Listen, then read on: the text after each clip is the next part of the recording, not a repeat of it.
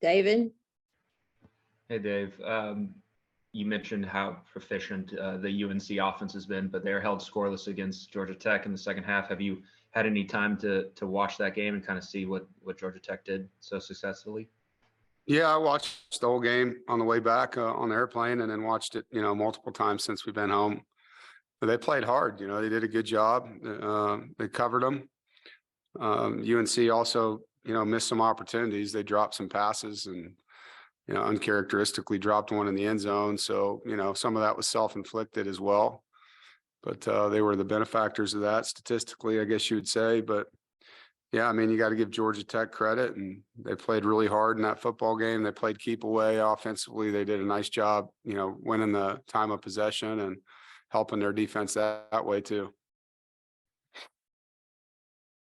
Brian?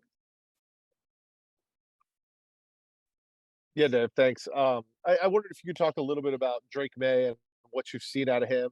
You probably saw him in high school and kind of the player that he's developed into so quickly. Yeah, he's a really good player in high school, and he was a good basketball player too. He's just one of those guys that's a good athlete. He's got good spatial awareness, body control, balance. He's faster and quicker than people give him credit. I think he's pretty elusive. You can see his competitive spirit when he plays. He's accurate, gets rid of the ball on time, throws a nice catchable football.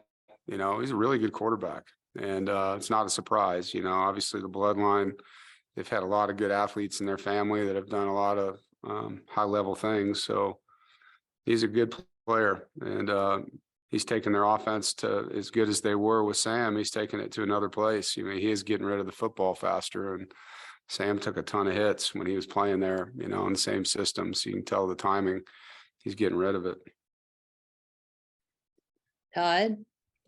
Yeah, Dave, does this game kind of come at a good time? You guys can wipe away a whole lot of disappointment with a win on Saturday, I'd imagine.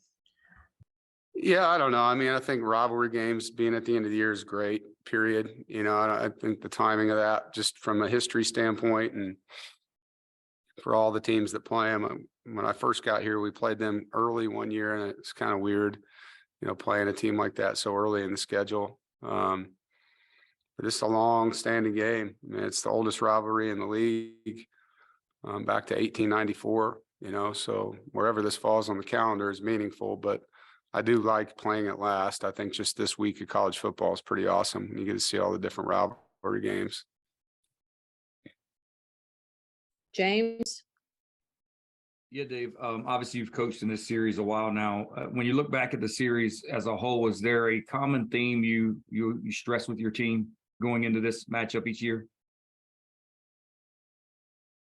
I think for us, it's particularly with our injuries right now, it's just going to be about executing. I think the team, you can get all the hate and trash talk you want involved in stuff like this. It comes down to executing. We got to make more plays than them and fewer mistakes than them and play harder than them. And sounds simple, but it's pretty true. I think that's how you win this football game. And there's a lot of within the game statistics that are going to matter, whether it's rushing the football or stopping the run or big plays or special teams, all that stuff matters. But the details of your execution and making plays at the right time, that's what matters, and you got to finish no matter what. You got to finish the game. Chip? Yeah, Dave, you've had some challenging times as a coach before, but just what's it been like the last week or so with the beginning, I guess, with the UVA shootings and dealing with injuries and trying to get a team ready for a tough road game? And of course, with yourself personally, with some other things that were going on, what's it been like for you this last week to 10 days? Yeah, I think outside of the COVID year where it was tough for everybody to be a head coach, this last week was the hardest in my career. Coming off the BC game with the officiating call that was made, and then rolling over to Sunday with the UVA, and then into Monday with, the threats that were made and how all that took time away from my life and stress that put on my life. And then into the injuries, not having Grant Gibson or MJ, Peyton Wilson.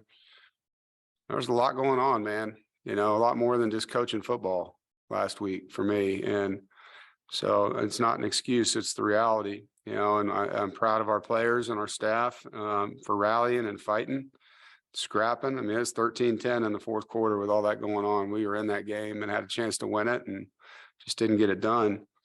But, you know, I'm happy to be into the next week, into a new day, and thankful that I have one and that I have the people I'm with and the opportunities to coach another game with such a great group of guys. You know, I mean, that's when I think about this season, you know, there's a lot of things we wanted to have happen. They didn't, but, you know, we were ranked for 12 straight weeks. You know, I get to coach Grant Gibson and Isaiah Moore and Peyton Wilson and Drake Thomas and Corey Durden and on and on and on and on, a bunch of awesome human beings, Tanner Engel, Chris Dunn, you name it, just keeps going. To be with the staff that I'm on and now have a chance to go play a really good team, you know, one more time here before a bowl game. I'm going to remember the relationships more than anything. And last week's a tough week for sure, but you know, I believe that God doesn't put things in our path that we can't handle, and everything that we go through is a test. And at the end of it, you're a better human being and a stronger person for enduring. JB, Hey, Dave, appreciate you taking out the time. I wanted to come at you from a preparation standpoint when it comes to studying the film for North Carolina. You know, most of their games, their offense has just been out of this world, you know, putting up massive numbers or whatnot. But this past game against Georgia Tech, they did something right, you know what I mean, to stymie their offense and just kind of hold them to 0 points basically in the second half. How will you and your coaching staff approach the film study this week? Will you put more emphasis on whatever it was Georgia Tech did right? Or, you know, will you look at those games where Carolina was able to be successful and try to figure out what you have to do to keep them from doing that? How will that work for you and your coaching staff? Yeah, I mean, we look at every game. We look at every game this year. We look at our games against, it's the same offensive coordinator for 4 years, you know, so we're going to look at everything that they've done. We're going to look at everything we've done. We're going to look at everything that has worked and the things that don't work, you know, but you know, it's a short week game.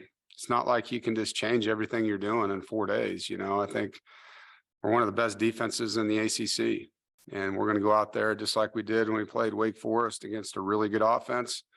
And we're going to play hard. We're going to compete. We're going to pressure. We're going to mix up calls, and we're going to have to execute and make plays.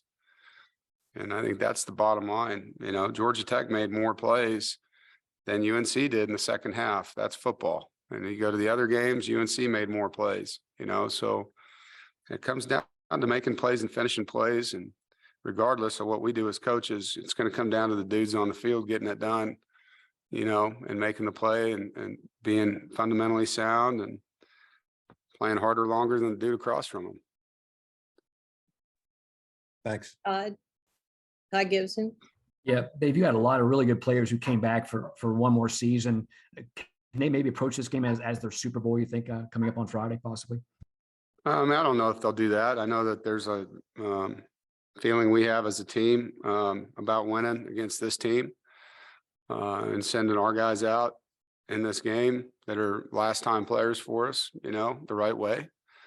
And so I never try to make a game a Super Bowl. Like, I just don't believe in that. Like, every game matters that we play. Rivalry games are personal games to the guys, you know, and I think this will be our third in-state game with ECU, Wake, and UNC. We don't get to play Duke this year. So there's some of that on it as well for this team, but maybe more than any game we played this year, this one's about us, you know, like, we're missing a lot of players and we got to go out there and play fundamentally sound. We've got to make up for what we're missing with our execution and our detail and our strain. And regardless of how much we dislike our opponent, it's going to come down to that. Like, if we can do that, if we can execute the plays that are called, defensively react well, you know, put our bodies in the right places and strain to finish plays more than they do, we'll have a chance to win the game. And if we don't, we won't. It's pretty simple.